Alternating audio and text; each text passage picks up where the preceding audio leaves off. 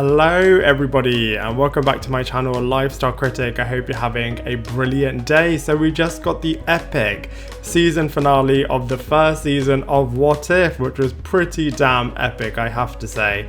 It ended up being pretty self-contained chapter of stories this season as a whole, but I'm pretty sure that we'll see some of these characters again popping up in Doctor Strange in the multiverse of madness. It's also a shame that we didn't get to see the Gamora-centric episode, but apparently it's being pushed back till season 2, so it would be great to see what it actually looked like. But what we can gather from the details that we saw in this episode is that Gamora successfully defeats Thanos and then teams up with Iron Man, which I literally cannot wait to see that happening in a What If episode. But that being said, this episode was pretty awesome. I was expecting a little bit more from it, but it definitely did feel like an awesome Avengers team up moment that most certainly felt very cinematic and a true movie-like experience. So the Watcher successfully brings together the main characters from each story / each episode to team up and try to defeat Infinite Ultron, and neatly calls them the Guardians of the Multiverse, which I absolutely loved. The battle with Infinite Ultron was pretty awesome, I must say. It went on for the right perfect amount of length, I think. Not too short and not too long, not too easy and not too hard, and each character definitely played their part. I mean, Dark Doctor Strange definitely being the most valued player for sure. It was really cool to see a slightly different team up happening than the one that we've seen for quite a long time now, for example involving Captain America and Iron Man and Thor, and it was just really cool to see a whole makeup of different characters making up the Avengers this time around. And you just could not trust Killmonger, could you? The guy even got the Infinity Stones by the end. It definitely feels like this isn't the last time that we've seen this character, especially as he was trapped in that little sphere by the end of this episode. The guys did have a good plan with the Infinity Crusher, but I like how they didn't make it too easy and that each universe's Infinity Stones are really unique and really different. So this trick may well have worked in the Gamora episode, but it didn't work in the same way over here. I liked how Thor nearly completely ruined it for all of them in the exact same way that Peter Quill did so in Infinity War. Thor even alerted Ultron earlier than what they wanted to, so I really do feel like they really made this character being a bit of a comedy value in this episode. Speaking of the plan, I loved how T'Challa got the Soul Stone, really tapping into all of the little aspects that they introduced for all of the different characters over the last few episodes, which I thought was absolutely brilliant. I loved how then all of the different characters are trying to get it and prevent Ultron from getting it. Just all of those scenes, everyone trying to unsuccessfully get the Soul Stone, I thought was absolutely brilliant. The battle against Infinite Ultron was also so good. The most noticeable moments were Natasha and Agent Carter both using both of their shields, and of course all of Doctor Strange's dark evil magic was really cool. I loved how they even brought in the zombie Scarlet Witch, who is obviously a super powerful character, but next to Infinite Ultron no one stood a chance. I feel like if they had a little bit more time, or if this was an actual movie, they really would have explored that character against Infinite Ultron a lot more. Natasha Romanoff then working out how to save the day was super epic, and I loved how she shot the arrow of the virus for Clint. That was such an emotional and powerful moment. And of course Aram Zola is another villain, so would want to take over Infinite Ultron, as he is not only a virus but is trying to then try and get all of the Infinity Stones, as he is a bit of a villain, which I thought was really cool. The stones are really powerful, but I do feel like they've definitely stretched the arc of the Infinity Stones so much now. I know What If is all about looking in the past, which is fine, but I am looking forward to there being a new overarching narrative taking place going forward. But that being said, the Infinity Stones are really awesome, aren't they?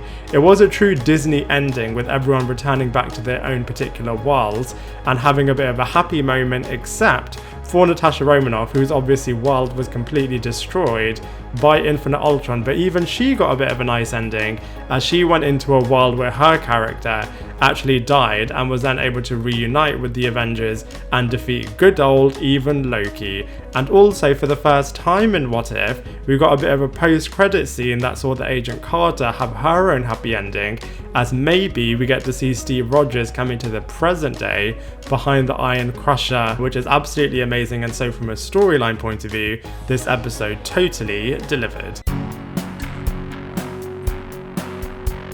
Hayley Atwell opening up this episode in a bit of a Winter Soldier moment was really, really nice, and I really love how they really built a strong relationship between her and Black Widow. The two obviously never met in the live action movies, and it really does tease the fact that Scarlett Johansson is definitely coming back into live action mode one day is just too good of an opportunity to miss, as this character really has demonstrated that Black Widow and Natasha Romanoff is such a brilliant character, and to see her on screen together with a live action Agent Carter is definitely going to happen one day.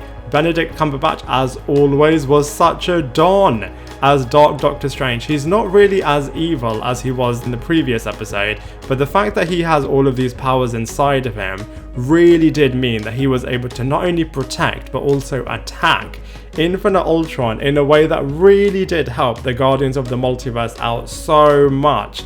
It's really sad that he's going to be trapped for all eternity, but something does tell me that this is also a character that we've definitely not seen the last of, and will most certainly be making his live action debut very, very soon. Killmonger didn't do too much to help the team or the storyline, apart from that ending and the epic moment where he got all of the Infinity Stones, and he really did demonstrate that you just cannot trust villains, and actually for some of them there really isn't any hope for a redemption arc.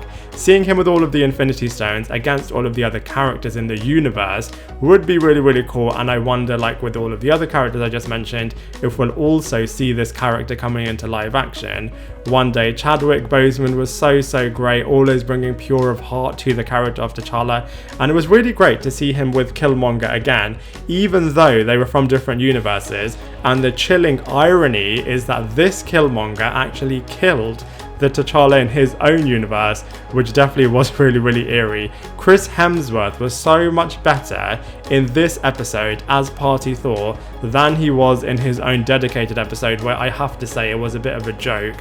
Whereas this time I feel like they balanced his humour and the one-liners really, really well. I feel like actually this means that the funny side of the Thor character is so much better in a bit of a group setting rather than focusing on it fully. The Watcher was so awesome in this episode as well, always pulling all of the strings behind the scenes, and I loved his conversation with Nat at the end, and the fact that she was saying that all we are stories to you, and he was saying no, you guys are so much more to me than that. It is a bit of a shame that we didn't get to see Spidey in this episode, as I would have loved to see Peter Parker here, but you know, he did get his moment to shine in the zombie episode. And finally, of course, we have Infinite Ultron himself. I mean, he didn't get as much storyline time as he did last time, where he definitely was the episode himself, but definitely showed what an absolute boss he is. Definitely overly powerful in the previous episode, but this time they were really showing that he's not invincible against the right team, which the Watcher definitely did pick absolutely brilliantly. So I'm really glad that they showed that even this character, who did seem as if he was going to destroy the entire multiverse, can actually be defeated. So this episode was nothing short of being absolutely wicked, truly epic, and like I said, an absolutely movie level event. And I'm really glad that they tied everything together across all of the last 9 episodes of What If in this final episode. Like I said, it is a shame that we didn't get to see that Gamora-centric episode, but I'm sure we will do in season 2. I'll also do a ranking of all of the 9 What If episodes pretty soon as well. So those are all of my thoughts on the epic season finale and the 9th episode of What If. Now I'd love to hear from you, so please let me know what you thought of the 9th episode in the comment section below, and I look forward to seeing you in my next video. Bye everyone.